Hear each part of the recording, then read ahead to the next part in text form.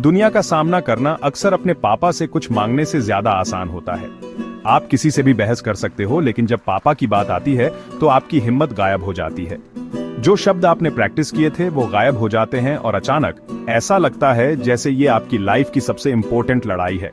Mummy के साथ request आसानी से निकल जाती हैं, वो सुनती हैं, हंसती हैं और बात करना खुला होता है। लेकिन पापा के साथ ये बोर्ड मीटिंग में एक फॉर्मल प्रपोजल पेश करने जैसा है। हर शब्द नाप तौल कर बोला जाता है, टाइमिंग परफेक्ट होनी चाहिए और आप फैसले के लिए तैयार रहते हो। उनका प्यार शांत होता है, बातों में नहीं, कामों में लिपटा हुआ। वो चट्टान हैं, प्रोवाइडर हैं, मजबूत हैं, लेकिन सॉफ्ट नहीं। तो हम खामोशी को समझना सीखते हैं, उस एक मोमेंट के लिए हिम्मत जुटाते हैं जब हमें सच में पूछना होता है। पापा से कुछ मांगने का डर गुस्से के बारे में नहीं है, ये निराशा का डर है। वो नजर जो कहती है, क्या तुम्हें इसी बात की चिंता है, किसी डांट से ज्यादा भारी पड़ सकती है। तो हम मम्मी को अपना मैसेंजर बनाकर भेजते हैं, उम्मीद करते हैं कि वो हमारी विशेष को ट्रांसलेट कर सकें। वो ब्रिज है जो इस प्रोसेस को सेफर महसूस कराती है। साथ रहने के बावजूद पापा के साथ असली बातचीत कम होती है, बस कामकाज की बातें। एक इनविजिबल दीवार है जो सालों के अधिकार और इज्जत से बनी है। ये खामोशी प्यार की कमी नहीं है, ये बस एक अलग डायनामिक है। हम उन्हें दूर से एडमायर करना सीखते हैं, उनसे चुपचाप प्यार करते हैं। प्यार हमेशा वहीं होता है, दीवार के पीछे छिपा हुआ, खोजे जाने का इंतजार करता हुआ। मुझे याद है पहली बार मैंने कुछ बड़ा मांगा था, एक मोबाइल फोन। कॉलेज में हर किसी के पास था, ये एक नेसेसिटी थी, लग्जरी नहीं। मैंने अपने रीजन दोहराए, अपने आर्ग्यूमेंट तैयार किए और सही मोमेंट का इंतजार किया।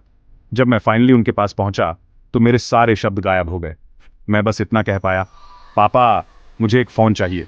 उन्होंने मुझे देखा, फिर वापस अपने न्यूज़पेपर को देखा। खामोशी, वो खामोशी ना से भी बदतर लगी। मैं पीछे हट गया, मुझे यकीन था कि मैं फेल हो गया हूं। कई दिनों तक कुछ नहीं बोला गया, वो टॉपिक घर में मंडराता रहा। फिर एक शाम उन्होंने मुझे अंदर बुलाया। मेरा दिल तेज धड़क रहा था। बिना एक शब्द कहे उन्होंने एक बॉक्स मेरी तरफ खिसकाया। इस पर देर तक मत जागना। अंदर एक ब्रांड न्यू फोन था, कोई लेक्चर नहीं, कोई झंझट नहीं, बस एक शांत इशारा। उनका हाँ कहने का यही तरीका था। उनका प्यार बातों से नहीं, कामों से बोलता था। उस दिन मैं समझा, पापा एक अलग जुबान बोलते हैं।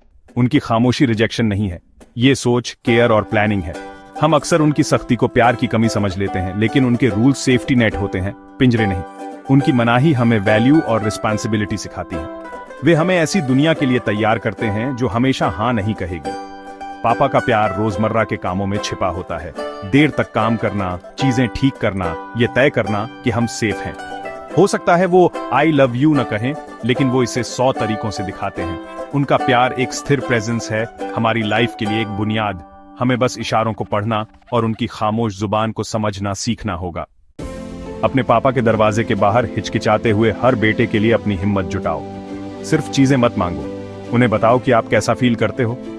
वो एक आई लव यू पापा सालों की खामोशी को तोड़ सकता है। उनकी आंखों में खुशी किसी सोशल मीडिया लाइक से ज्यादा कीमती होगी। सालों को खामोशी में गुजरने मत दो, अपनी खुशियां और सपने उनके साथ शेयर करो। पापा को खुलने में टाइम लग सकता है, लेकिन एक बार जब वे खुलते हैं तो वो दरवाजा कभी बंद नहीं होता।